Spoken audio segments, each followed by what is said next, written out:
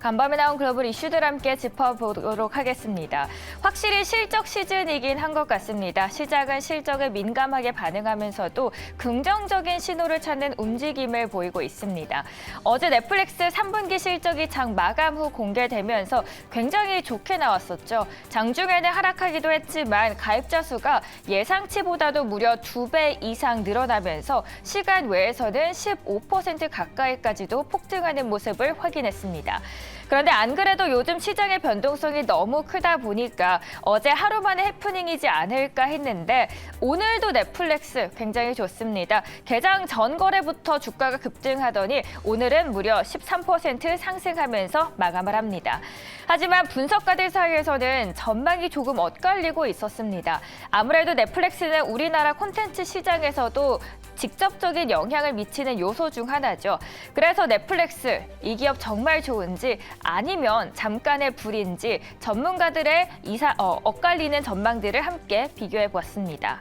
먼저 JP모건은 넷플릭스에 대한 등급을 중립에서 비중 확대로 상향합니다. 목표 주가는 240에서 330달러로 웃돌렸는데요. 3분기 실적에서 계정 공유의 수익화 그리고 잉여 현금의 도움으로 인해서 매출 성장에 대한 확신이 더 높아졌다고 말합니다.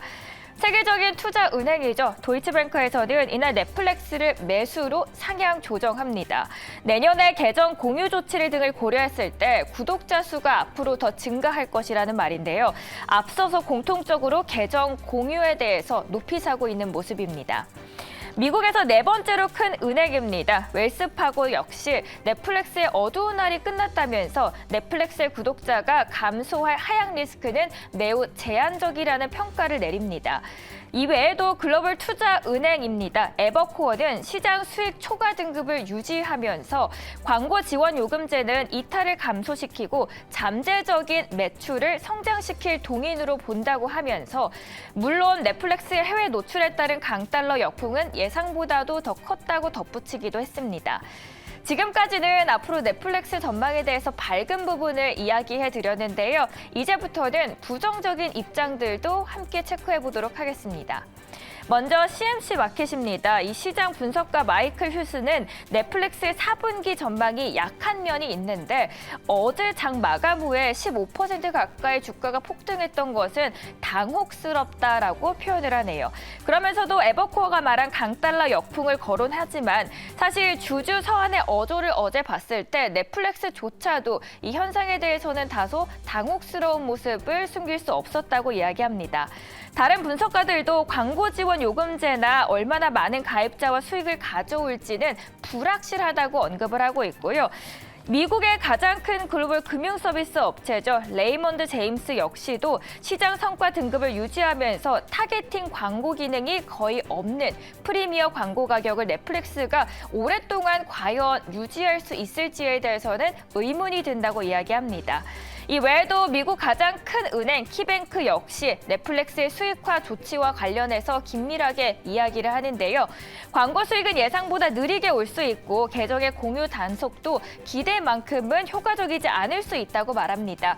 다만 동일 비중 등급을 유지했지만 내년과 내후년 매출 전망을 각각 약 2%씩 낮추는데요. 앞으로 있어서 단기적으로는 좋을 수 있지만 장기적으로 봤을 때는 조금은 다소 불확실성한 면이 크다고 이야기를 할 수 있겠습니다.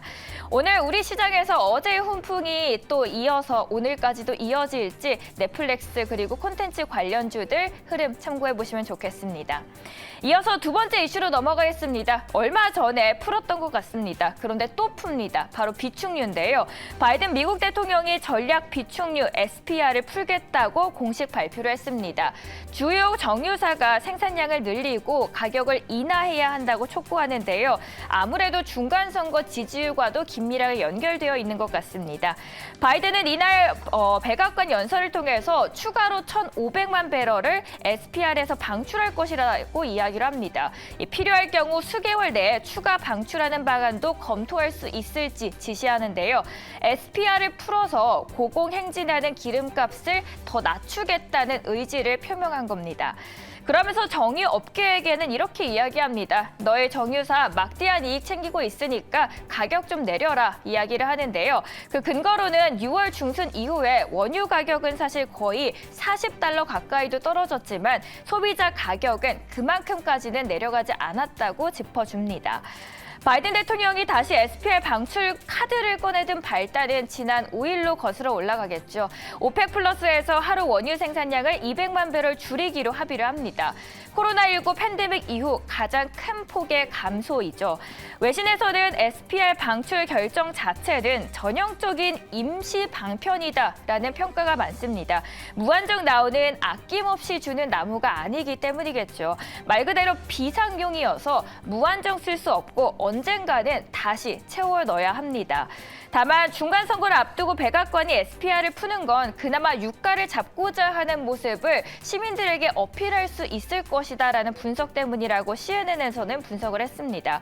실제로 바이든 대통령의 지지율은 부진합니다. 로이터 통신에서는 17일과 18일 미국 성인 1,002명을 대상으로 한 여론조사를 결과를 살펴보면 바이든 대통령의 지지율은 지난주와 같은 40%를 기록했습니다. 중간선거 승리에 빨간불이 켜진 셈이죠. 미국 중간선거가 20일 앞으로 다가온 가운데 미국인들의 최대 관심사는 치솟는 물가로 어려움을 더하는 경제에 쏠리고 있습니다. 그러면서 조 바이든 대통령과 민주당이 불리한 상황에 부딪히면서 여론조사가 이렇게 나온 건데요. 그나마 정부 여당의 호재였던 이 낙태 이슈 역시도 상대적으로 관심이 덜해지면서 이제는 바이든의 지지율에 대한 의문점이 점점 더 커져만 가고 있는 상황입니다. 바이든 대통령은 이번 조치가 단순히 선거용 아니냐라는 기자의 질문이 있었는데 정치적 동기에 있어서는 아니었다라고 말을 하지만 상황적으로 봤을 때는 바이든 역시 발등에 불이 떨어진 모양새입니다. 지금까지 바이든의 비축유 관련한 이슈 그리고 넷플릭스 관련한 이야기까지 짚어드렸고요. 이번에는 미국으로 넘어가서 어떤 이야기 전해주실지 함께 해주시죠.